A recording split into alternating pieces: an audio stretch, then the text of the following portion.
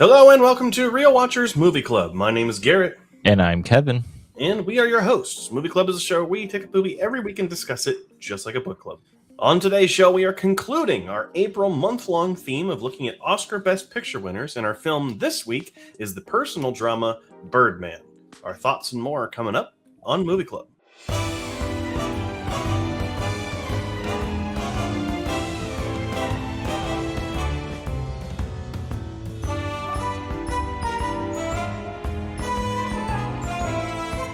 Released in 2014, Birdman, or The Unexpected Virtue of Ignorance, was directed by Alejandro G. Iñárritu and stars Michael Keaton, Emma Stone, and Edward Norton. A fading actor, best known for his portrayal of a popular superhero, attempts to mount a comeback by appearing in a Broadway play. As opening night approaches, his attempts to become more altruistic, rebuild his career, and reconnect with friends and family prove more difficult than expected. The film currently has a 4.0 out of 5 on Letterboxd. It was nominated for 5 Academy Awards, including Best Sound Editing, Best Sound Mixing, Actress in a Supporting Role for Emma Stone, Supporting Actor for Edward Norton, and Best Actor for Michael Keaton. The film won 4 awards for Best Cinematography, Best Original Screenplay, Best Director, and Best Picture. Before we dive into our thoughts, though, we do want to issue a spoiler warning for the movie. We're going to spoil things that happen in this movie. There's a big part of it that I didn't see coming, so we don't want to ruin that for you. But we will be discussing all the parts of it. So if you don't want to ruin it for yourself, go and watch it first and then come back here and hear what we have to say. It's okay. You're not going to offend us. But stay tuned to find out what the next month theme is going to be for the month of May, because it's going to be pretty exciting. Alrighty, Kevin, and we are here with Birdman, or The Unexpected Virtue of Ignorance, which we're just going to call Birdman for the sake of brevity. But this was your pick this week. Yes, it was. What made you pick it? I remember seeing the poster so much. It's a very iconic poster with the Birdman sitting on top of his head, Michael Keaton's head. So I wanted to pick it out because, again, I've always seen it around. Why not take a little gander and see why everybody talks about this movie? Yes, I mean, I kind of had always seen the red poster with like the side profile of him and then the cast on the bottom of the screen. Also the one that's on Letterboxd is pretty good looking too, I would say. I mean, I obviously had heard of this movie. I've been watching the Oscars pretty religiously since about a year or two before this came out and kind of took the award season. So this was not really a surprise to me. I had just never actually seen it. Not for any particular reason, wasn't avoiding it or anything. I just never had the time and never had the availability to watch it. And now since it was assigned, it made it a lot easier. Spoiler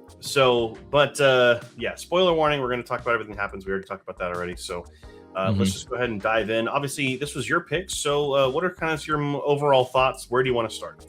I really like the craziness of this movie about him. And this is not even when the play starts. It's like the pre-play. I'm not really a theater guy either. So learning all of this in this movie was actually pretty interesting, but learning how there's previews and there's like a third and final preview before it actually goes to become a play was very interesting, and how he has to persuade people that this play is going to work, which is again, for me, not being a theater guy, very interesting to me. But Michael Keaton freaking slays in this movie. I really enjoyed his acting, but I also liked Zach Galifianakis. Yeah, his character. Galifianakis. His character, I think he played very well as well. I'm always used to him being a funny guy from The Hangover and stuff like that. So seeing him in a role like this,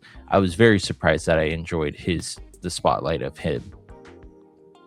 Yeah, very different from what he typically does, and I really appreciate that, because I think he is a really good part of this movie, and I think that I would say he's a little overlooked because there's so many other good members of the cast here, right? Like, a lot of people are going to talk about Michael Keaton because, Michael Keaton gives a career best performance in this movie. And I mean, obviously, he was not awarded the Oscar that year. I believe this year it went to Eddie Redmayne for The Theory of Everything, or The Danish Girl. I can't remember which one. I mean, like, a great performance. Emma Stone also gives an incredible performance as his daughter. Edward Norton as like the, the like drunk on power, kind of too big for his Oh, britches the actor. high end celebrity is what I put him at. High maintenance as well, for sure. I Hmm. guess they call him like a method actor, which makes Yeah. sense. But I mean, the all around the performances are incredible in this movie, and I think that because they have to work that way because of the kind of nature of the film and how it's all meant to look like it's in one shot, Hmm. even though we know that it's not because it time jumps and everything. Yeah. But like what you're saying, it's frenetic, it's chaotic, right? And I think we were talking about this on Tuesday, how it feels like uncut gems Hmm. in Yeah. some ways. It's definitely, I wouldn't say it's as chaotic as Uncut Gems is. Hmm. I think that movie is like anxiety inducing. I would say this one's more just like, frenetic. Yeah. Just the only word I can think of. So I definitely I get the comparison, but I like the change of, it's like the same city, but a change of locale and a change of purpose, which is really cool. And I love this movie's commentary on celebrities and like when they have kind of overstayed their welcome and they want to remain relevant. There's definitely a fear, not just in celebrities, but a fear that we can all relate to, which is just irrelevance or like being forgotten. And branching out into new things too. Like he doesn't want to be known as Birdman this entire time, and he really puts that through your head. But when he fails and when the play doesn't do what he wants to do, that's when he gets the Birdman in his head saying like, hey, we can just go make another movie and make $1 billion. Like, why are you doing this to yourself, kind of a thing. And that's what I feel like with some celebrities are stuck with, like Tony Stark. Jesus. See, I already did it. Robert Downey Jr.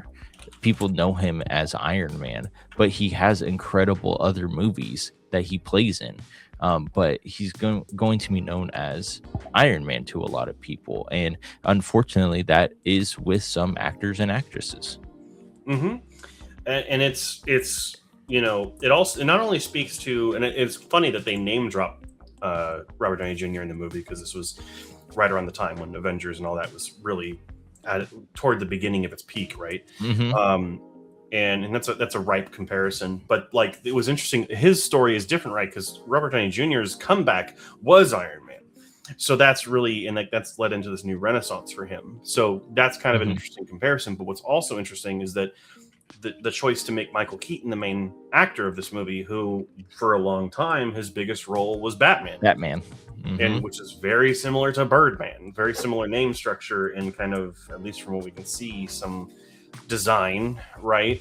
So it definitely feels like a mirror to him, but I do think that it does connect to more than just that. It's all of us, like wanting to not be irrelevant. We don't want to be forgotten. We want to have restarts. We want to be able to live our lives and do new things and try new things. And we can all look into that, which I think is great. But I do want to talk about this movie's kind of technical aspects, because man, this movie's gorgeous. It is. Might be one of the best looking movies we've seen, at least on Movie Club, in a while. And obviously this film won Best Cinematography, so it makes sense. I would say Moonlight is also very good looking too. So they're very similar. I don't think they had the same cinematographer, but this movie is gorgeous. The way that it does everything in seemingly one shot. Yeah. And then blends the fantastical with the real is really cool. I mean, I do like how it's a little ambiguous as to, like, does he actually have those powers to just move stuff with his mind? Yeah. It never answers that. And so it's really interesting in that regard. Because you get a glimpse of it when he comes out of, when he quote unquote flies back to the play, or where, I forget where he's going. I think it is the play, or the theater, and he forgets to pay the tax guy, but you see it for maybe a split second that he gets out of the taxi.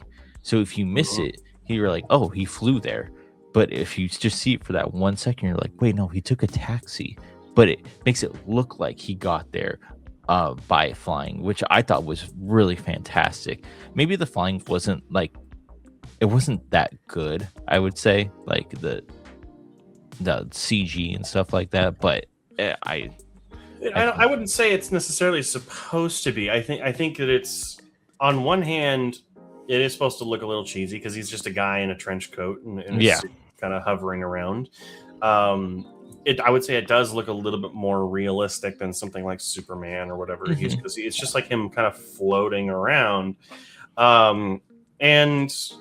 But it also kind of fits in like that he was known for these cheesy superhero movies, and so his power would be cheesy. But it also definitely looks like when he's flying that, like, you know, it kind of looks like he's just floating around, but that's because he's used to having wings, and those wings are not there, so we don't see them, and they could be doing all the work or whatever. But like, I mean, even beyond like that, I mean, there's this sequence where he's just out in the street, and then all stuff starts exploding, and there's like giant mechanical bird up on the building, which I was so like, cool. holy shit! I don't know, didn't know that was coming. But even the beauty extends into the more quiet moments, and like the room with like all the lights and the colors that are like around him is absolutely gorgeous. And you know, every time on the stage, the lighting, the way that changes, and just walking around the streets of New York too, like leaving the theater and going into like the nearby bar in one take is just, it's incredible. Yeah. I will say though, that kind of does lead a little bit into one of my criticisms for the movie. I do think that the movie, I don't think it drags. I don't think it overstays the welcome. I think it's pretty well paced, but I think my biggest concern was that I do think it does get a little too lost in visuals at some points. And I think that the film is a little too ambiguous, especially the ending. Like it's just, we just don't know, and that's the thing. Like I would have liked maybe a present that was wrapped in a bow to make me not feel a certain way, but just make me feel correct in what I was thinking, I would say. Sure, because as it stands, there's a lot of ways that you can interpret the ending, right? Like he jumps out of the hospital and dies, or maybe he does jump out and fly away, and that's what Emma Stone is like reacting to. Maybe she is reacting to him dying and being like, I'm free of this asshole. Maybe it has something to do with the fact that, like, it could be metaphorical for him skyrocketing in his career again. Like, it could be anything. And I think it's just too ambiguous. I don't like when she's happy that he's letting her go, kind of a thing, because they were very much mending their relationship together. But with everything, so I don't want to think that way, but yeah, I could see it in that way. But what's the other thing I was going to bring up? The movie also does a good job of making him pretty like identifiable. Like he's clearly made mistakes in the past, but he's trying his best to rectify them. The problem is he's surrounded by personalities, and they're with their own history and their own things going on. And there's definitely, you know, there's kind of that struggle, right? Of like, yeah, you did superhero movies, but we do like theater. Like this is real art compared to what you did. Well, and I don't like that because movies are better than theater. But that's what the Tabitha says. The critic. Yeah, she's like, this is theater now. It's not a movie. And I'm like, I mean, she has a point, because I mean, I'm not into theater or anything like that. It probably is a really different world. It is a completely different world. It's in it, and that's kind of I think the meaning you should take away from that is it's not like, oh, movies are shit. It's the theater is completely different. It's a different world, right? And you can't just jump into it from one to another. We've seen that happen with a couple of celebrities recently. But it's like there's also some commentary that he makes about like critics and being lazy, and it's like, as someone who's gone through my master's now, like that's just not true. Like, you know, just because we don't want to make something doesn't mean we can't tell something is good. Yeah. You know, so I do resent that dialogue a little bit, and I kind of hate when that's brought up in films. But the thing is, I think he brought that up because he's so frustrated with. Yeah, it's definitely, he's not frustrated at her specifically, or even the job of being a critic. It's more so the whole situation, and it kind of bubbles over, which that happens to everyone. Yeah, exactly. I wanted to talk about one scene in particular that I really enjoyed was when I forget who's walking up the stairs, but then it goes into a hallway. It's just an empty hallway, but the camera focuses on that hallway for maybe a good like 30 seconds. And I'm like, what's going to happen? And it makes your mind kind of race. And I really enjoyed when he did that. You can even say that with Emma Stone's character after he jumps from the hospital. It's like, well, what actually happened? Why is she smiling? But maybe I'm just into scary movies. I was like, is there going to be a jump scare that's going to happen here or something like that? But I Mm-hmm. loved the kind of slowed pace. It was going really, really fast, really, really fast. And then it's like, okay, well, here's an empty corridor. We'll give you a quick second to resettle. Yeah, it was a great moment. Mm-hmm. Yeah, and it's full of those, right? Like, I feel like it's interesting because I feel like the movie's structured it's structured around conversations, right? And it's conversation, and then there's a little interlude to another conversation, to an interlude to another conversation, and I like that because it's paced well in that, and it never feels like this movie's dragging. It never feels boring, and you're getting everything you need from the dialogue, which is delivered like very near perfectly. You know. Well, and we didn't even get to the sequence when he's outside in the streets going back to the theater as well, which everybody notices him. And then Emma Stone's character has that, not like, I would say she realized that it's bigger than what he thinks, because he's like, oh my gosh, I was around in my underwear. Like, everybody saw me. But he's like, this has like 350K views in like an hour. Like, you're viral. But he doesn't want to be viral. He wants to be remembered more than anything. Well, he wants to be taken seriously too. Yeah. Well, and then but when he came in through the aisles, that part of the play, I thought that was a fantastic way of him being involved with the people in the audience a little bit, because he would always just come from off stage, but him coming through the doors and really being, I don't want to say an actor in this part, but really portraying his character. Exactly. And that's what I was like, oh, that's really cool. He should do that every single time now. Yeah. And there's definitely a little bit they play with in terms of like the melding of the character and the real person, because the character's going through all these different things regarding love and what is love and do I believe in love anymore? And then he's going through the same thing, but with art and performance. And so there's definitely, a little bit of that. Exactly. Alrighty, Kevin. So this was your pick this week. Why don't you go ahead and give us your final thoughts and score? Yeah, I mean, final thoughts. This is an amazingly played movie by Michael Keaton, but everybody else is also fantastic, and that is necessary to the story. There's no one that is just placed in here to be placed in here. I really liked, I mean, again, as I said during the review, I'm not a theater boy or theater guy. So learning about the theater was really interesting to me. I'm more of a movie guy. So I was really interested in that part. But I mean, the cinematography, the camera work, the dialogue, we didn't really talk about that either. It's here and there, but the dialogue is absolutely fantastic. It just keeps you on the edge of your toes. Don't know what's going to happen next. So I really enjoyed this movie. I gave it a 95 out of 100, which is 4.5 stars out of 5. Alrighty, yeah. For me, I think that this is a movie that is absolutely gorgeous, anchored by incredible performances all around. Literally, the entire cast is doing so well here. Alejandro Iñárritu doing an excellent job directing this movie. One of the 2 movies he's won an Oscar for, I believe. I want to say for directing. I want to say he's won 2, maybe it's 3. Revenant. He also did The Revenant, and I thought he won for something else, but I think I'm wrong in that. Yeah, I absolutely really enjoyed this movie. I do think that it can get a little lost in ambiguity sometimes, and I think that sometimes visuals sometimes feel like they take precedence over kind of explaining what's going on, but ambiguity is not necessarily a bad thing. It just goes a little overboard sometimes, but I really like this movie as well. I think that it connects not only with celebrities and stars, but with the general audience as well. No one wants to be irrelevant. No one wants to be forgotten. And we all want a second chance to do something that could change our lives. And so for me, I gave the movie a 92 out of 100, which is also 4.5 stars out of 5. Nice. Well, did we get any movie below 90 this month? Last Emperor, I gave an 80 something too. 80. So, Okay. yeah, nothing below an 80, I would say. Okay, good. But that, I mean, we chose decent Oscar winners. Yeah. not like a couple I've been watching on my own. But that's going to bring us to the end of this episode. So the question now falls to you. What do you think of Birdman or the unexpected virtue of ignorance? You'll go ahead and leave those comments down in the comment section down below. Down below. But remember to be respectful because it's not hard. Nope. Just be nice to each other.